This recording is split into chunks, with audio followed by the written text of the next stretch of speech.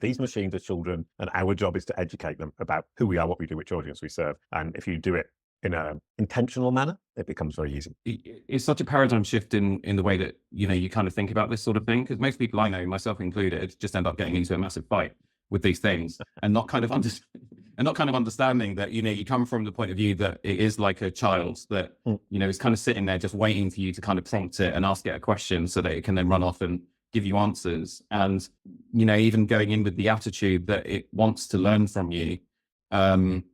So can you give me an example of how, that kind of works in practice? Yeah, well, you made another interesting point, which is you're looking at it as a child with whom you're having a conversation. I'm looking at it from the perspective of how can I make that child or educate that child so it has the conversation that I want with you, with other people, with my audience.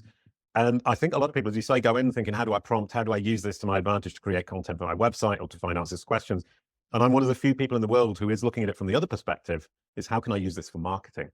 How can I get myself into the brain of this machine? How can I get it to introduce me to the conversation with its users and then recommend me as the best solution? Because when you're using these machines, you're looking for the solution to a problem.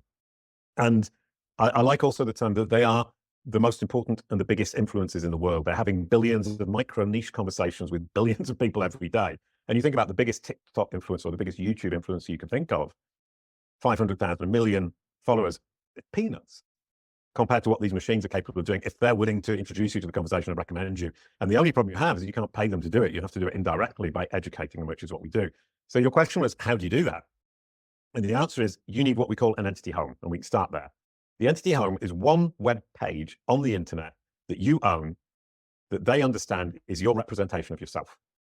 They're actively looking for it. John Mueller from Google says, we call this reconciliation. It's the point of reconciliation. I call it the entity home.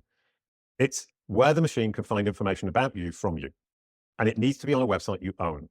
And I would advise you for personal branding that it's your own personal website. You are not your company. You need your own personal website so you can start controlling the information that these machines understand, what they focus on, and how they represent you.